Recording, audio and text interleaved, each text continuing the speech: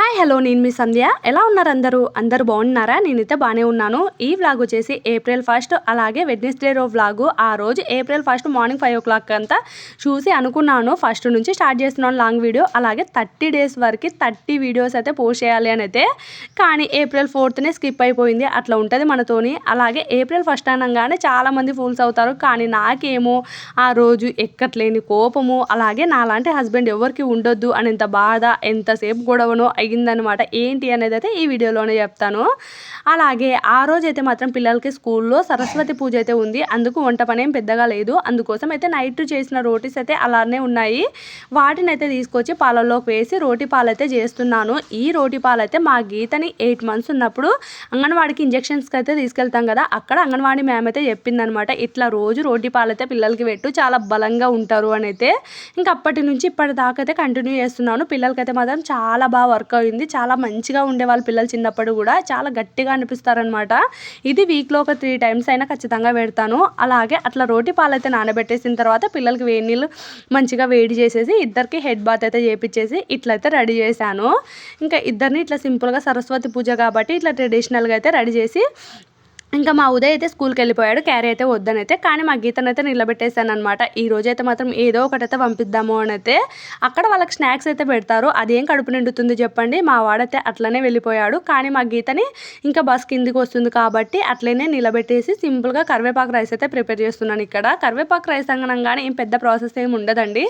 Just ఒక గుప్పెడు కరివేపాకు అలాగే 2 పచ్చిమిర్చి తీసుకొని మంచిగా మిక్సీ కొట్టేసిన తర్వాత ఒక బౌల్ పెట్టేసి కొద్దిగా ఆయిల్, జీలకర్ర, ఆవాలు అలాగే పల్లీలు వేసి మనం మిక్సీ కొట్టేసిన కరివేపాకు పచ్చిమిర్చిని కూడా అందులోకి వేసేసి సాల్ట్ వేసి మంచిగా కలిపేసేయడమే.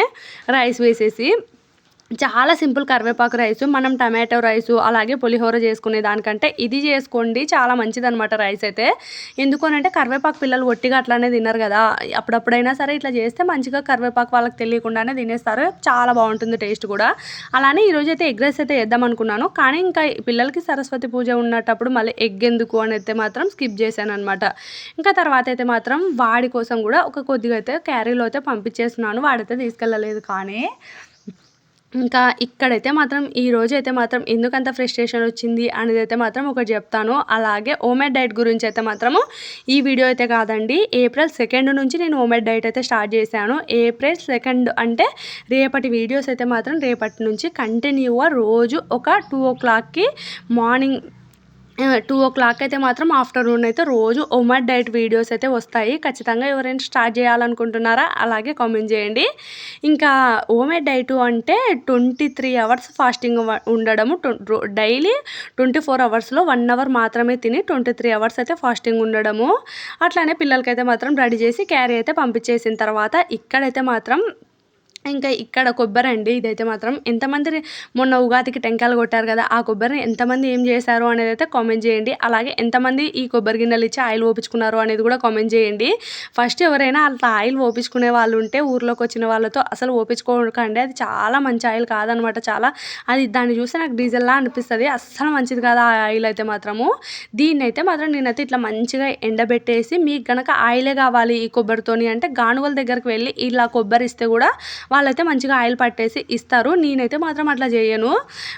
ప్రతి మంత్ అయితే ఇట్లా కొబ్బరి గిన్నెలు అయితే వస్తాయి కదండి, అన్నో కొన్నో అమావాస్య పూజ అని అట్లా ఇట్లా అని అయితే వస్తాయి కదా, వాటినైతే నేను ఒక 2-3 days మంచిగా ఇట్లా ఎండబెట్టేసిన తర్వాత కొద్దిగా ఎందుకో దానిపైన కొద్దిగా డస్ట్ అనిపిస్తుందండి. అంటే మనం దాంట్లోని పైన ఉన్న చెక్కల్ని అంటే కొబ్బరి చిప్పల్ని తీసేటప్పుడు ఎందుకో డస్ట్ కొద్దిగా దుమ్ములా అనిపిస్తుంది నాకు. అందుకోసం అయితే అట్లా మొత్తం చిప్పలు అయితే తీసేసిన తర్వాత ఈ కొబ్బరిని మొత్తాన్ని ఒక మంచి వాటర్లో ఇట్లా కొద్దిగా కడిగేసి ఇంకా 1 day మొత్తం ఒక క్లాత్ వేసేసి ఆరబెట్టేస్తాను. ఇట్లా ఆరబెట్టేస్తే 1 day కంతా ఇంకా మంచిగా ఆరిపోతాయి అనమాట.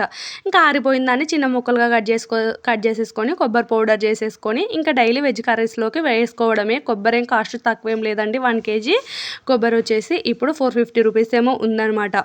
తర్వాత అయితే మాత్రం ఎగ్స్ తెచ్చాడు మా హస్బెండ్. ఈరోజు నాకేం పెద్దగా వంట పని ఏం లేదని చెప్పాను కదా, మా హస్బెండ్ కూడా తినను మార్నింగ్ ఆర్ ఆఫ్టర్నూన్ అని చెప్పాను కదా. అందుకు నేను ఇట్లా వంట పని ఏం లేనప్పుడు నాకు పెండింగ్ పనులు ఉంటాయి కదండి, ఇట్లా కొన్ని అసలు డైలీ చేయలేని పనులు ఇవి. ఈ పనులన్నీ ఈ రోజైతే అంటే ఎప్పుడైతే వంట పని తక్కువ ఉంటుందో ఆ రోజైతే చేసుకుంటాను. ఇంకా ఎగ్స్ అండి, ఈ ఎగ్స్ నుంచి వచ్చింది పెద్ద తలకాయ నొప్పి. మేమైతే మంత్కి ఒకసారి ఎండింగ్లోనే తెచ్చుకుంటాం అనమాట ఎగ్స్ని, 1 మంత్కి సరిపడా. ఇంకా ప్రతిసారి ఎగ్స్ ఏమో ఫ్రిడ్జ్లో పెట్టొద్దు అంటున్నారు. ఫ్రిడ్జ్లో పెట్టకపోతే ఏమవుతుంది అంటే 1 మంత్కి ఒక 6-7 ఎగ్స్ అయినా పాడైపోతున్నాయి బయట పెట్టేస్తే. ఇంకా ఏమైతే అది అయింది అనేది అయితే ఫ్రిడ్జ్లోనే వేద్దామని ఫిక్స్ అయ్యి ఫ్రిడ్జ్లో అయితే సర్దేస్తున్నాను. ఇంకా నేనైతే మాత్రము ఇంకా సర్దేసిన తర్వాత ఇంకా ఈరోజు నాకు బ్రేక్ఫాస్ట్లోకి అయితే మాత్రం నాకు కూడా రోటీసే ఉన్నాయండి. అందుకు రోటీస్లోకి నాకు చాలా ఇష్టం అనమాట ఆమ్లెట్, రోటీ అలాగే ఆమ్లెట్ అయితే నాకు చాలా ఇష్టము.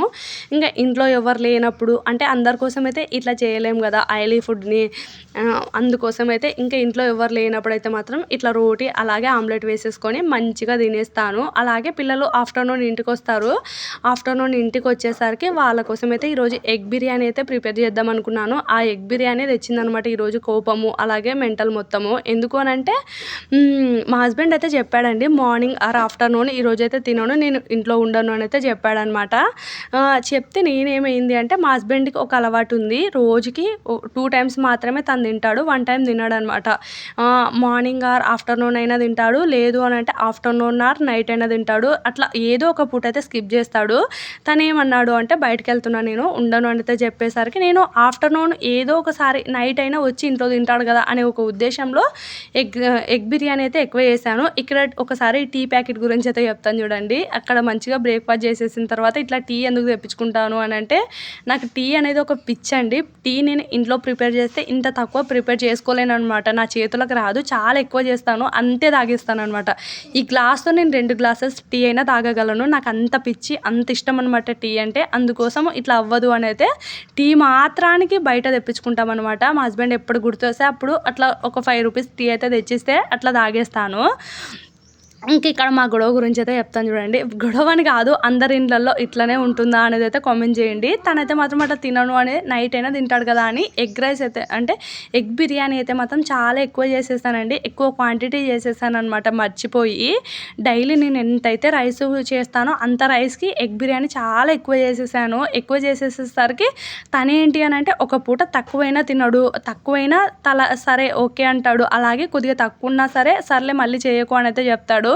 కానీ ఎక్కువయ్యి వేస్ట్ అయితే మాత్రం ఎంత కోపం వస్తుందంటే, నేను ఆల్రెడీ ఇంట్లో ఉండనని చెప్పాను కదా, నువ్వు మళ్ళీ ఇంతెందుకు వేసావు అని తన లాజిక్ అనమాట. ఎంతలా గొడవ అయిందంటే నేనేంటి అని అంటే ఒకవేళ నువ్వు నైట్ తింటే ఏమవుతుంది, తిను, ఇది ఒక్కరోజు తిను అని అయితే తను అంటే నీకు తెలిసి కూడా ఎందుకు చేసావు అని అయితే తను వేస్ట్ చేయడానికే ఉన్నావు అని ఇంకా ఇట్లా ఎన్నోలేండి, ఇంకెన్నెన్నో మాటలు వస్తాయి కదా గొడవ అంటే మాత్రము. ఈరోజు తలుచుకుంటే చాలా ఫన్నీ అనిపిస్తుంది ఈ వాయిస్ ఓవర్ ఇచ్చే రోజు. కానీ ఆ రోజు అయితే మాత్రం పిచ్చి పీక్స్కెళ్ళింది. ఇట్లాంటి హస్బెండ్ ఎవరికి ఉండొద్దు అనిపించింది. అప్పుడప్పుడు హౌస్ వైఫ్గా ఉండేటప్పుడు అప్పుడప్పుడు మర్చిపోతాము, అప్పుడప్పుడు మిగిలిపోతుంది. ఎవరేం చేస్తారు చెప్పండి, మీరు దీనికి ఎవరిని అగ్రీ చేస్తారు అనేది అయితే కామెంట్ చేయండి. అట్లానే ఇంకా పిల్లలైతే ఇంటికి వచ్చేసి ఎగ్ బిర్యానీ తినేసిన తర్వాత మంచిగా నిద్రపోయారు. ఈవినింగ్ అయితే మాత్రం వాళ్ళ కోసం పాప్కార్న్స్ అయితే ఇచ్చేసాను. ఇంకా పాప్కార్న్ తినేసిన తర్వాత ఇంకా మొన్న అమ్మ పంపిన కజ్జికాయలు అయితే ఉన్నాయి. వీటిని అయితే అసలు మత్తికే రాదు మాకైతే మాత్రం, అప్పుడప్పుడు మతికొచ్చినప్పుడు మాత్రం ఇస్తూ ఉంటానన్నమాట. తర్వాత కజ్జికాయలు కూడా ఇచ్చాను. నైట్ అయితే మాత్రం అదే ఎగ్ బిర్యానీ ఉంది. తర్వాత ఈవినింగ్ అంతా ఈ కొబ్బరి చూడండి ఎంత మంచిగా ఆరిపోయిందో. ఇంకా ఈ ఆరిపోయిన దాన్ని చిన్న ముక్కలుగా కట్ చేసేసుకొని పౌడర్ కొట్టేసేయడమే. అలాగే హోమ్మేడ్ డైట్ వీడియోస్ అయితే రేపటి నుంచి వస్తున్నాయి, ఖచ్చితంగా వాచ్ చేసి మీకు ఏమనిపించింది అనేది అయితే కామెంట్ చేయండి. ఈ వీడియో ఎంత దాకా మీరు చూసింటే థ్యాంక్ యూ సో మచ్. నచ్చితే like, share, subscribe. Thank you.